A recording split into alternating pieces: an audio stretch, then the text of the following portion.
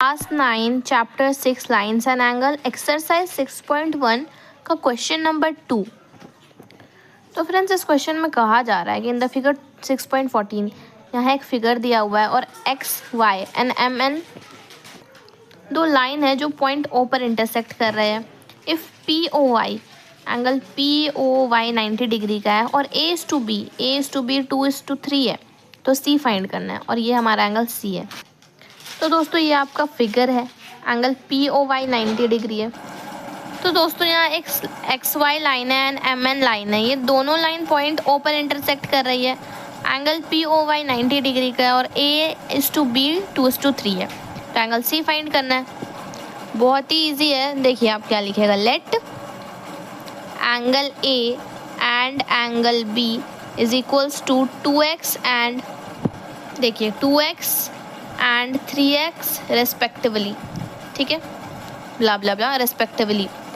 अब हम क्या लिखेंगे, since angle P O Y is equals to 90 degree given and X Y is a line, तो 2x plus 3x plus 90 is equals to 180। क्यों? Reason है linear pair. अब linear pair क्या होता है, तो देखिए कभी भी अगर कोई लाइन है, किसी भी लाइन पे जितने भी एंगल्स फॉर्म होते हैं वो 180 डिग्री के मेज़र होते हैं। एक्स वाई एक लाइन था, इस पे एंगल ए, एंगल बी और एंगल पी ओ वाई का सम भी 180 डिग्री होगा। अब यहाँ 5x plus 90 is equals to 180 degree, ये 90 उधर जाके माइनस हो जाएगा तो 90 डिग्री बच गया, 180 से 90 माइनस हुआ तो देन 5x। अब x इधर रहा, 5 मल्टीप्लिकेशन में था, इधर आकर डिवीजन में आ जाएगा, कट कर देंगे, 5 1 ज़ा 5, 5 8 ज़ा 14, ठीक है। तो x is equals to 18 degree आ गया। अब हम लिखेंगे since x is equal to 18 degree angle a is equals to 2x माना था तो x की जगह में 18 पुट कर दिए तो क्या आएगा, 36 आ गया। Similarly angle b is equals to 3 into 18 which is 54 degree. अब दोस्तों आपका एंगल ए एंगल बी निकल ही गया, तो क्या एंगल सी नहीं निकाल सकते? बिल्कुल निकाल सकते हैं। देखिए कैसे निकालेंगे, देखिए एम एन एक लाइन है और एंगल बी और एंगल सी इसी लाइन पे लाई कर रहे हैं। तो अगर आप इस फिगर को ध्यान से देखें तो एंगल बी और एंगल सी तो एम एन लाइन पे लाई करते हैं, यानी कि ये दोनों लीनियर पेयर फॉर्म करेंगे। आप लिखिएगा since M N is a line, straight line भी लिख सकते हैं, लाइन भी लिख सकते हैं, दोनों में मार्क्स मिल जाएगा आपको। Angle B plus angle C is equals to 180 degree क्योंकि लीनियर पेयर, ठीक है, linear pair. Angle B 54 degree plus angle C is equals to 180 degree, angle C यही रहेगा, 150 उधर जाके माइनस हो जाएगा, therefore angle C is equals to 116 degree. अगर आपको ये क्वेश्चन बहुत अच्छे समझ आ गया है तो दोस्तों मेरे चैनल को लाइक और सब्सक्राइब ज़रूर से कर दें। क्लास 9 NCERT एक्सरसाइज 6.1 का क्वेश्चन नंबर 3। तो देखिए दोस्तों इस क्वेश्चन में कहा जा रहा है 6.15 एक फिगर दे रखा है। अब बोल रहा है कि एंगल पी क्यू आर और angle P R Q equal है, तो आपको प्रूव करना है कि एंगल पी क्यू एस और एंगल पी आर टी भी इक्वल है। ये क्वेश्चन बहुत ज़्यादा इंपॉर्टेंट है आपके मिड टर्म और फाइनल एग्जामिनेशन के लिए। देखिए ये एक फिगर मैंने बना लिया है, angle P Q R P R Q के इक्वल है, तो प्रूफ करना है कि एंगल पी क्यू एस ये वाला एंगल पी आर टी के इक्वल है, इस वाले एंगल के इक्वल है। बहुत सिंपल से सॉल्व करेंगे दोस्तों। देखिए हम लिखेंगे कि angle P Q R plus angle P Q S is equals to 180 degree. क्यों? लीनियर पेयर बन रहा है। दोस्तों अगर आप इस फिगर को बहुत ध्यान से देखेंगे तो आपको पता चलेगा कि ये तो एक लाइन है, ये तो एक लाइन है और यहाँ पर ये जो एंगल है पी क्यू आर और पी क्यू एस ये दोनों मिलकर लीनियर पेयर बना रहे हैं, यानी कि 180 डिग्री। इसे हम इक्वेशन 1 मान लेंगे। सिमिलरली अब हम लिखेंगे कि angle P R T plus angle P R Q is equals to 180 degree, क्योंकि ये दोनों एंगल भी लीनियर पेयर फॉर्म कर रहा है तो सेम लीनियर पेयर लिख देंगे और इसे इक्वेशन 2 मान लेंगे। देन हमें लिखना है फ्रॉम इक्वेशन 1 एंड इक्वेशन 2। अब देखिए ये इक्वेशन भी 180 के इक्वल है, ये इक्वेशन भी 180 के इक्वल है, तो ये दोनों इक्वेशन में आपस में भी इक्वल हुए। हम लिखेंगे angle P Q R plus angle P Q S is equal to angle P R T plus angle P R Q. अब देखिए एंगल पी क्यू आर तो पी आर क्यू के इक्वल था, तो यहाँ पी क्यू आर में हम angle P R Q ही लिख देंगे क्योंकि दोनों तो सेम था, और बाकी चीज़ें एज इट इज़ उतारते जाएंगे। अब दोस्तों देखिए यहाँ भी पी आर क्यू है, यहाँ भी एंगल पी क्यू आर है, तो angle P Q R cancel, angle P Q S is equal to angle P R T proved. तो दोस्तों यही तो हमें प्रूव करना था। बच्चों अगर आपको ये क्वेश्चन बहुत अच्छे से समझ आ गया है तो मेरे चैनल को लाइक और सब्सक्राइब ज़रूर से कर दें। NCERT क्लास 9 एक्सरसाइज 6.1 का क्वेश्चन नंबर 4। तो दोस्तों इस क्वेश्चन में कहा जा रहा है कि in figure 6.16 x plus Y is equals to Y plus Z is equals to Y plus Z. तो हमें प्रूव करना है कि जो AOB है वो एक स्ट्रेट लाइन है। तो चलिए दोस्तों इसे बहुत ही ईजी ट्रिक से समझते हैं। हम यहाँ लिखेंगे since x plus Y is equals to W plus Z. ठीक है, ये हमें गिवन है।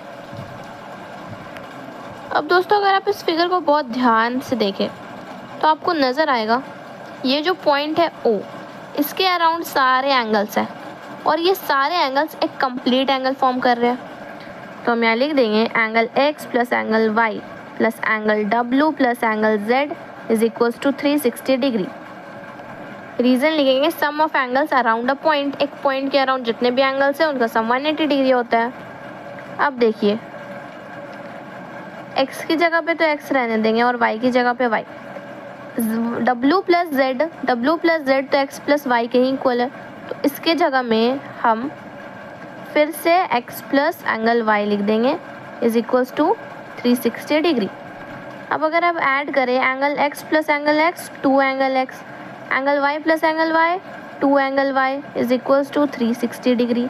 अब यहाँ से 2x प्लस वाई तो यही रहेगा, एंगल x प्लस वाई यही रहेगा और 360 ये 2 कॉमन निकल कर मल्टीप्लिकेशन से डिवाइड में चला जाएगा और यहाँ से अगर हम कट करें तो 180 डिग्री आ जाएगा। And angle x plus angle y is equals to 180 degree.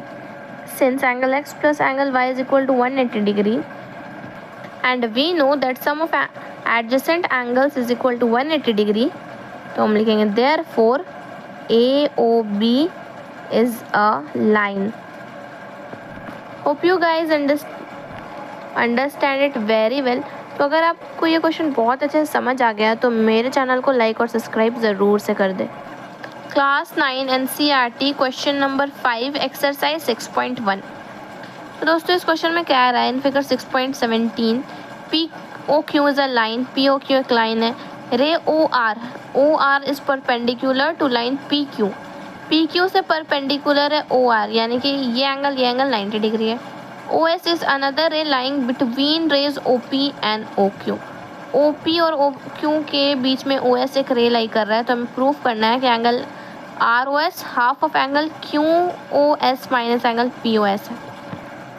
तो दोस्तों POQ is a line given है, ऐसे लिख देंगे। देन लिखेंगे हम कि since OR is perpendicular to PQ, angle POR is equals to angle ROQ।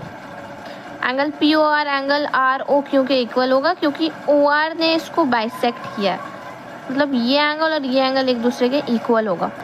क्यों? क्योंकि 90 डिग्री ईच, ये लिख देंगे। क्या मैं एंगल POR को angle POS plus angle ROS लिख सकती हूँ? देन एंगल ROQ को मैं angle SOQ minus angle ROS लिख सकती हूँ? अरे बिल्कुल लिख सकती हूँ भाई, आप इस फिगर को बस ध्यान से देखिए तो आपको समझ आ जाएगा मैंने ऐसा क्यों लिखा है। अब देखिए क्या होगा, ये एंगल ROS इधर ही रहेगा, ये माइनस का आकर इधर प्लस में हो जाएगा। Angle ROS is equals to plus angle POS is equals to angle SOQ, ये आ गया। अब ये हो गया 2 angle ROS is equals to angle SOQ। ये एंगल POS यहाँ प्लस में, इधर जाके माइनस में हो जाएगा, एंगल माइनस एंगल POS हो जाएगा। अब देखिए ये 2 यहाँ मल्टीप्लिकेशन में है, उधर जाकर डिवीजन में हो जाएगा, तो 1/2 angle SOQ minus angle POS। और अगर आप क्वेश्चन को ध्यान से पढ़ेंगे तो आपको पता चलेगा यही तो हमें प्रूफ करना था। Hence proved.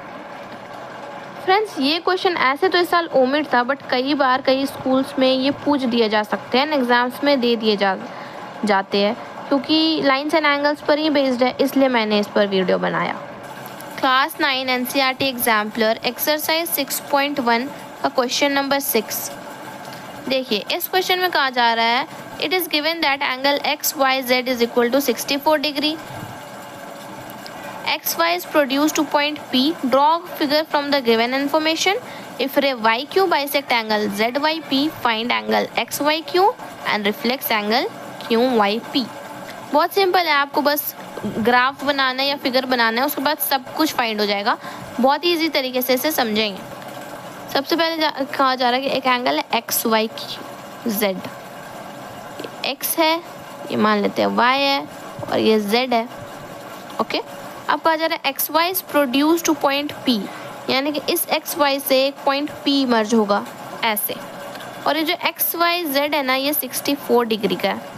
देन कहा जा रहा है कि इस पॉइंट Y से एक रे निकल रहा है जिसका नाम है YQ, और ये YQ एंगल ZYP को बाइसेक्ट कर रहा है, यानी कि ये एंगल इस एंगल के इक्वल है।